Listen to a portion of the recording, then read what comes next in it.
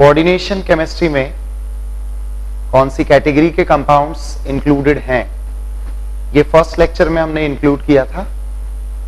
First lecture में ही types of compounds, types of coordination compounds और कोऑर्डिनेशन कंपाउंड से रिलेटेड डिफरेंट टर्मिनोलॉजी, जैसे central metal atom of complex क्या होता है, लिगेंड्स क्या होते हैं, कोऑर्डिनेशन नंबर किसे कहा जाता है, coordination sphere of the complex क्या है और oxidation number of the central metal atom क्या है, ये सभी चीजें हमने इंक्लूड की हैं। और अब हम टॉपिक में थोड़ा आगे बढ़ेंगे with IUPAC nomenclature of complex compounds. लेकिन before coming to IUPAC nomenclature, मैं चाहूंगा कि आप एक बार फिर से फोकस करें एक पर्टिकुलर एग्जाम्पल पर और उसमें present central metal atom, ligands, coordination number, oxidation number, इन सभी को आप ध्यान से पहचानें। एक कॉम्प्लेक्स का मैंने फॉर्मूला लिखा है, it is COEN twice Cl2Br। इस कॉम्प्लेक्स में जो EN टर्म मेंशन्ड है, it stands for ethylene diamine. Ethylene diamine, ethylene diamine is NH2 CH2 CH2 NH2। जब फॉर्मूला ऑफ द कॉम्प्लेक्स हम लिखते हैं तो इथिलीन डायमीन को इस तरह से एब्रीवेशन EN देकर फॉर्मूला में रिप्रेजेंट किया जाता है। अब यदि हम इस कॉम्प्लेक्स के डिफरेंट कंपोनेंट्स को एनालाइज करें तो सबसे पहले कैन यू ऑब्जर्व कि इस कॉम्प्लेक्स के अंदर सेंट्रल मेटल एटम क्या होगा? Of course the answer is cobalt.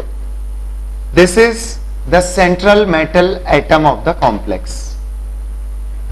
Other than cobalt which other species are included? तो यहां पर EN is the ethylene diamine ligand and Cl negative are the ligands, chloride ligands. However, Br negative ion complex में जो bromine present है वो bromide ion के form में होगा and it will not be inside the coordination sphere, therefore it will not be included as ligand. Bromide will be a simple anion and these the ligands. However, ethylene diamine will be a neutral ligand, chloride a negative ligand. तो हम इसमें ये बोल सकते हैं कि जो ethylene diamine और क्लोराइड हैं, they are collectively the ligand species of the complex. They are the ligands.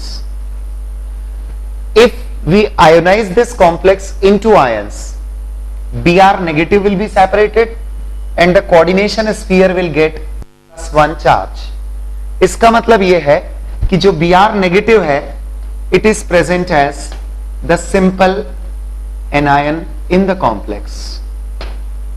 The coordination sphere will be positive. आप जानते हैं कि कैटायनिक कॉम्प्लेक्सेस उन्हें ही कहा जाता है जिसमें कैटायनिक पार्ट कॉम्प्लेक्स के फॉर्म में होता है। Other than that anionic complex वो होते हैं जिसमें एनायन पार्ट कॉम्प्लेक्स के फॉर्म में हो। आयनिक कॉम्प्लेक्सेस में दोनों ही पार्ट्स कॉम्प्लेक्स के फॉर्म में होते हैं और न्यूट्रल कॉम्प्लेक्सेस जो नॉन इलेक्ट्रोलाइटिक नेचर वाले होते हैं, जो आयंस में डिसोसिएट नहीं होते। So here the example is of cationic complex, क्योंकि कोऑर्डिनेशन स्फीयर पर +1 चार्ज है। इसे फर्दर और माइन्यूटली एनालाइज करें तो यहां पर मेंशन क्लोराइड लिगेंड्स तो हैं, बट ये नेगेटिव मोनोडेंटेड लिगेंड्स हैं। Negative monodentate ligands.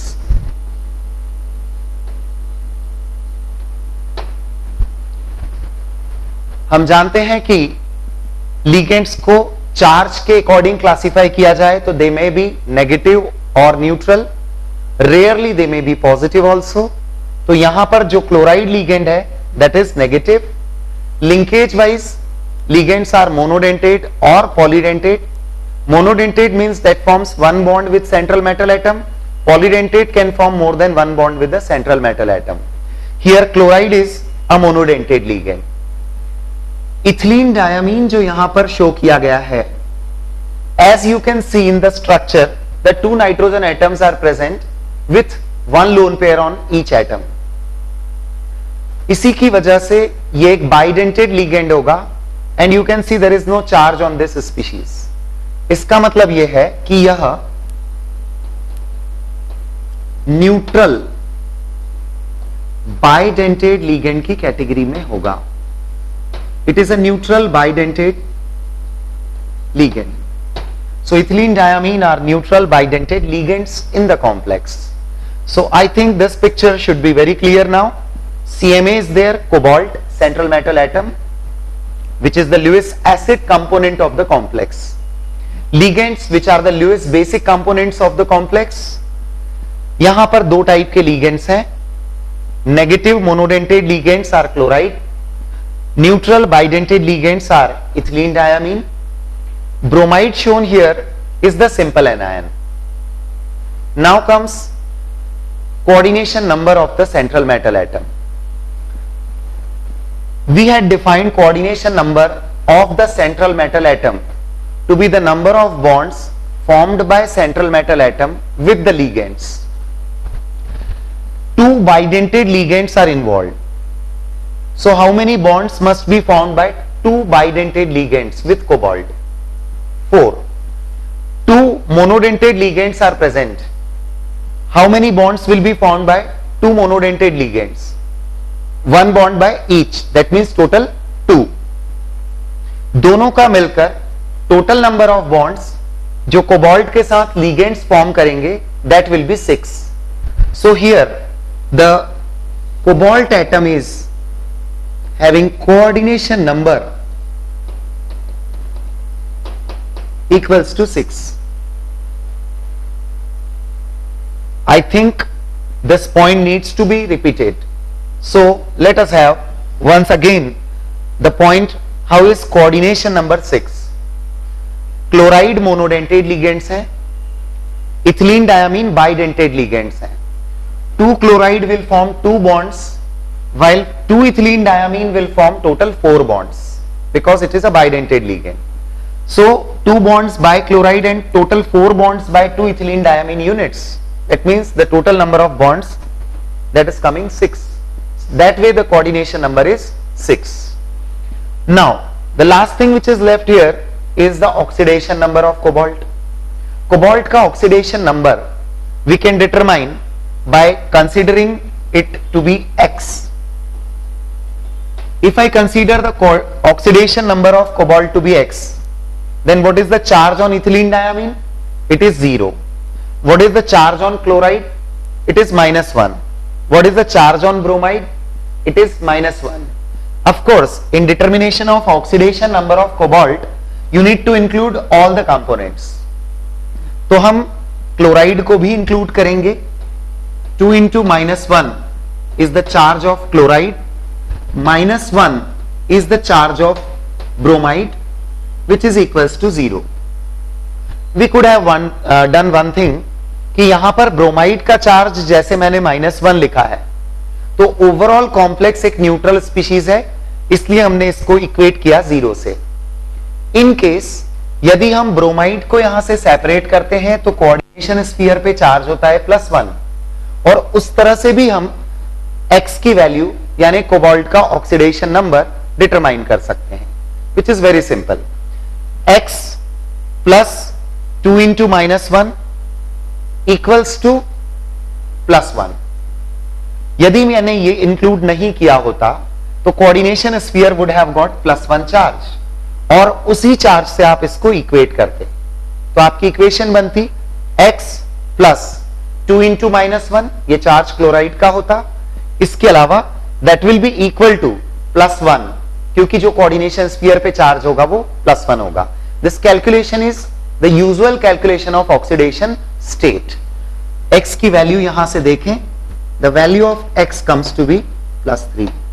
This means the metal is in oxidation state or its oxidation number is +3. So this was an example which is showing all the components of the complex, metal, ligands, the types of ligands, coordination number, calculation of oxidation number, complex की category क्या होगी ये भी आप formula से identify कर सकते हैं।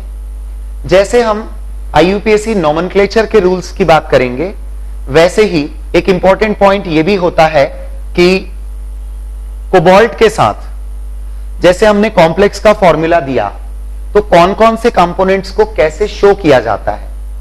IUPAC rules are there for the formula of the complex also. That means square bracket के बाहर जो भी स्पीशीज आप शो कर रहे हैं वो आयनाइजेशन स्फीयर के बाहर है, मतलब it will be available in the form of ions. Suppose some species is shown towards the right hand side, इसका मतलब है कि वो एनायनिक स्पीशीज है। Automatically by the formula itself you can decide कि कौन सा पार्ट इसका केटायन है, कौन सा पार्ट एनायन है, because the formula is given on the basis of IUPAC system only. Here bromide is a simple anion and the formula, the part which is shown at left hand side is the complex cation because this coordination sphere will be carrying +1 charge. So this is about an example with the details of central metal atom, ligands and everything. I think the picture is very clear now. So we can proceed for some other things related to complex also. एक छोटा सा point हम यहां पर और include करना चाहेंगे and that is related to the term called as effective atomic number.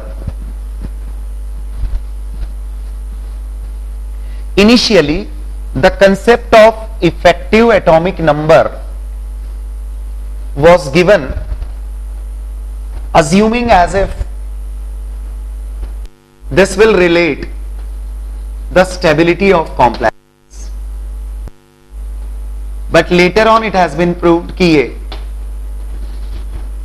stability of complex से related नहीं होता है।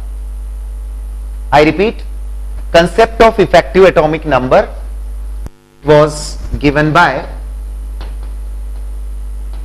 Sidgwick and Powell.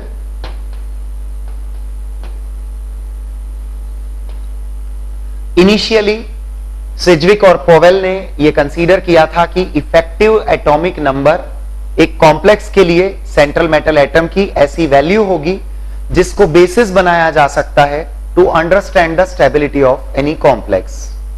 But later on it was observed that there is no relation of effective atomic number value with the stability of complex. तो presently इसका कोई major application नहीं है, but still questions are asked on effective atomic number. उसका reason मैं gradually clear करते जाऊंगा, आप कंसंट्रेट करें। इफेक्टिव एटॉमिक नंबर एक सिंपल सा कैलकुलेशन होता है। The value of effective atomic number is determined for the central metal atom. Effective atomic number होता है atomic number of central metal atom minus its oxidation number plus 2 into coordination number.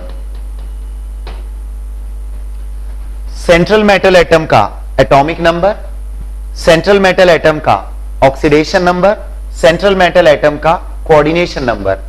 By the previous part of the topic ये सभी terms हमारे लिए clear हैं और just by placing the values in the formula आप effective atomic number calculate कर सकते हैं। Now the question is, effective atomic number represent exactly क्या कर रहा है?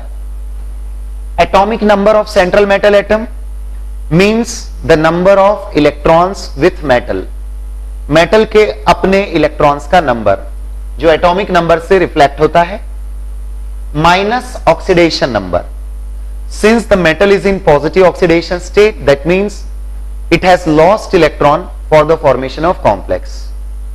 जितने इलेक्ट्रॉन मेटल ने लूज किए वो यहां पर आपने माइनस कर दिए, यानी oxidation number plus twice of coordination number. Coordinate bond जो लिगेंड के साथ मेटल का फॉर्म होता है उसमें one bond is associated with two electrons. When ligand is providing a pair of electron for bonding, मतलब वो 2 इलेक्ट्रॉन प्रोवाइड कर रहा है for bonding to the metal, sharing के लिए उसने प्रोवाइड किया है। So if I make twice of coordination number, I can say that these many electrons are given by ligands to the metal for sharing। Metal के अपने electrons, metal ने जितने electron lose कर दिए और मेटल ने जितने इलेक्ट्रॉन गेन किए शेयरिंग के साथ, ये टोटल आ जाता है effective number of electrons with the metal, that is effective atomic number. Now let us apply this formula, let us apply the concept of effective atomic number to an example. Suppose we have K4FeCN6 potassium ferrocyanide complex. In K4FeCN6 potassium ferrocyanide complex, the effective atomic number value of iron can be determined. How is it determined? See, atomic number of central metal atom, iron का atomic number 26, oxidation number iron in the complex you can determine on the basis of charge of the ligand, charge of the other ions present here, the charge of iron, that means oxidation state of iron, वो है +3। So here we need to deduct the oxidation number, so -3 +2 into coordination number 6, 2 into coordination number which is 6 here. Here you need to be careful. यहां जो मैंने complex लिया है उसमें cyanide monodentate ligand है, इसलिए 1 साइनाइड 1 बॉन्ड, 1 साइनाइड 1 बॉन्ड, और इसलिए कोऑर्डिनेशन नंबर 6 है। फॉर्मूला वाइज हमें केयरफुल रहना होगा कि कौन से लिगेंड्स इन्वॉल्व हैं, वेदर बाइडेंटेड और ट्राइडेंटेड लिगेंड्स आर देयर, तो उसके अकॉर्डिंग आप कोऑर्डिनेशन नंबर लेते वक्त हमेशा केयरफुल रहें। आइए इस वैल्यू को कैलकुलेट करें। How much is it? 26 minus 3 is 23 और plus 12 that comes 26 minus 3 is 23. I am sorry, oxidation number, is it right? No, the oxidation number of iron in this complex is not coming 3, it should be 2. See, let us confirm. Potassium has got charge +1, iron has X cyanide, each cyanide has got -1, so the charge on iron is coming +2. Yes, so that was a mistake. 26 minus 2, that makes 24, plus 2 into 6, this is making total 36. Yeah, 36 is the effective atomic number of iron in the complex. If this is 36, I tell you the initial assumption related to effective atomic number. जैसे मैंने कहा था कि initially effective atomic number को इस assumption के साथ दिया गया था कि ये स्टेबिलिटी को रिलेट करेगा। इनिशियली ये माना गया था कि यदि effective atomic number of metal in the complex किसी नोबल गैस के एटॉमिक नंबर के इक्वल आ रहा है तो it should be more stable then the other case, it should be more stable then the other case जहां पर वो Nobel gas के एटॉमिक नंबर के इक्वल नहीं है। मैं सामने ही एक और एग्जांपल लिखता हूं so it will make more clear. Suppose I have K3FeCN6, definitely this time you will find iron का जो ऑक्सीडेशन नंबर आ रहा है दैट इज कमिंग 3। इस बार 26 माइनस 3 है plus 2 into coordination number is 6। How much will it be? 35. So here you got 35 value. 36 value matches with the atomic number of krypton, which is a noble gas. 35 is not the atomic number of any noble gas. इसका मतलब यह है initially जो assumption था कि जो atomic number noble gas के atomic number से मैच करने वाला इफेक्टिव एटॉमिक नंबर होगा वे complex compare to the others ज्यादा स्टेबल होना चाहिए। यहां पर यदि हम कंपेयर कर रहे हैं इफेक्टिव एटॉमिक नंबर के अकॉर्डिंग, ये वाला complex this appears to be more stable but actually it is not. यदि आप इन दोनों कॉम्प्लेक्सेस में कंपेयर करेंगे तो the more stable complex is this second one. Now how is it more stable, that we shall include afterwards in the same topic, जहां हम complexes की स्टेबिलिटी को गवर्न करने वाले फैक्टर्स की बात करेंगे। Right now the two complexes are clear. How to calculate effective atomic number, is it very well clear? Okay, now tell me one more thing. Effective atomic number यदि stability को relate नहीं करता तो what is its significance? Why do questions are asked in the competitive exams? Of course the competitive exams include questions based on effective atomic number. It is very simple. वो single question effective atomic number का यदि frame करते हैं तो they can check all the things related to complex. जैसे यदि आप effective atomic number निकाल रहे हैं तो इसकी करेक्ट वैल्यू आप तभी कैलकुलेट कर सकते हैं जब आपके पास एलिमेंट्स के, कॉमन एलिमेंट्स के एटॉमिक नंबर आपको पता है। एक बात ये चेक हो गई कि whether you know the atomic numbers of elements और not. Secondly, oxidation number, whether you know determination of oxidation number of metal in the complex। यदि आप कैलकुलेट करने जा रहे हैं ऑक्सीडेशन नंबर तो आपको लीगेंड्स के चार्जेस पता होना चाहिए कि कौन से लीगेंड्स कितने चार्ज वाले हैं, मतलब लीगेंड्स का चार्ज के अकॉर्डिंग क्लासिफिकेशन। तीन चीजें चेक हो गई, एलिमेंट्स के atomic number, calculation of oxidation number और लीगेंड्स का क्लासिफिकेशन चार्ज के बेसिस पर। Three things. Fourth, whether you are able to calculate coordination number of CMA or not। Number 5, coordination number सही कैलकुलेट तभी होगा जब आप लिगेंड का क्लासिफिकेशन लिंकेज के बेसिस पर जानते हैं। लिगेंड का क्लासिफिकेशन लिंकेज के बेसिस पर, जैसे कि मैंने बताया, मोनोडेंटेट, पॉलीडेंटेट, पॉलीडेंटेट में बाइडेंटेड है, ट्राइडेंटेड है, एक्सेट्रा। 5 थिंग्स आर देयर जो एक साथ चेक हो गई। और मैं बोल सकता हूं सिक्स्थ एक चीज और चेक हो रही है, कभी आपने इफेक्टिव एटॉमिक नंबर सुना भी या नहीं। एक और चीज चेक हो रही है, आप कैलकुलेशंस मिस्टेक तो नहीं कर रहे हैं कहीं। So this way effective atomic number is an important term. Complexes में यदि इफेक्टिव एटॉमिक नंबर पूछा गया है, इट मींस वो आपसे सारी चीजों का एक कंक्लूजन पूछ रहा है। Whether you are able to determine oxidation number, coordination number, you know about the ligands or not, these all things can be made clear just on the basis of EAN value, effective atomic number value.